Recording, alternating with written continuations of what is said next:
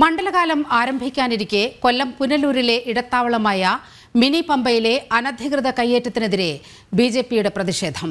National highway parking ഏരിയകൾ കച്ചവടക്കാർ കയ്യേറിയിട്ടും സംസ്ഥാന സർക്കാർ നടപടിയെടുക്കാത്തതിനെ തുടർന്ന് ബിജെപി പ്രവർത്തകർ പാത ഉപരോധിച്ചു.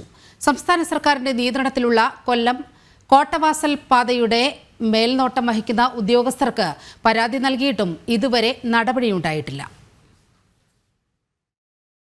മണ്ഡലകാലത്ത് പുനലൂർ ടി.വി. ജംഗ്ഷനിലെ ഇടത്താവളമായ മിനി പമ്പയിലാണ് നാഷണൽ ഹൈവേയുടെ പാർക്കിംഗ് ഏരിയകൾ കച്ചവടക്കാർ കയ്യേറി കടകൾ സ്ഥാപിച്ചിട്ടുള്ളത്. പാർക്കിംഗ് ഏരിയകൾ പുനഃസ്ഥാപിക്കാനോ അനധികൃത കച്ചവടക്കാരെ ഒഴിപ്പിക്കാനോ സംസ്ഥാന സർക്കാരിന്റെ നിയന്ത്രണത്തിൽ നാഷണൽ ഹൈവേയുടെ മേൽനോട്ട ചുമതല വഹിക്കുന്ന ഉദ്യോഗസ്ഥർ തയ്യാറായിട്ടില്ല. വിഷയത്തിൽ പരാതി നൽകാൻ ബിജെപി നേതാക്കൾ മേൽനോട്ട ചുമതലയുള്ള ഓഫീസിലെത്തിയിട്ടും ഉദ്യോഗസ്ഥർ പരാതി സ്വീകരിക്കാൻ കൂട്ടാക്കിയില്ല.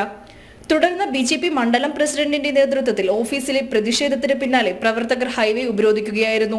പാർക്കിംഗ് ഏരിയ കയ്യേറി കടകൾ നിർമ്മിച്ചതിൽ മണ്ഡലകാലം തുടങ്ങിക്കഴിഞ്ഞാൽ മണിക്കൂറുകളോളം നീളുന്ന ബ്ലോക്കാണ് ടൗണിൽ അനുഭവപ്പെടുന്നത്.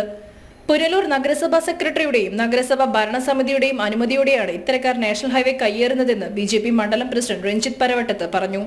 ഈ പുനലൂരിലെ ട്രാഫിക് പ്രശ്നങ്ങൾക്കൊക്കെ ഒരു പരിഹാരം കാണേണ്ട ഈ മുനിസിപ്പാലിറ്റിയും അതോടൊപ്പം തന്നെ NHന്റെ അധികാരികളും ഓടകൾ മണ്ണിട്ട് നികത്തിക്കൊണ്ട് അതിൽ മേൽ കടകൾ സ്ഥാപിക്കാനുള്ള മൗനാനുവാദം കൊടുത്തിരിക്കുന്നു. അരമണിക്കൂറോളം നാഷണൽ ഹൈവേ കൊല്ലം കോട്ടവാസൽ പാത ഉപരോധിച്ച പ്രവർത്തകരെ പോലീസ് അറസ്റ്റ് ചെയ്തു നീക്കി. അനധികൃത കയ്യേറ്റം ഒഴിപ്പിച്ചില്ലെങ്കിൽ വിവിധ സമര പരിപാടികളുമായി ബിജെപി മുന്നോട്ടു പോകുമെന്ന് ബിജെപി നേതൃത്വം അറിയിച്ചു.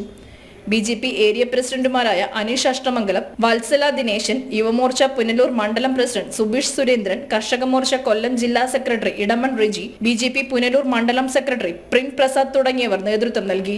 ജനം, കൊല്ലം.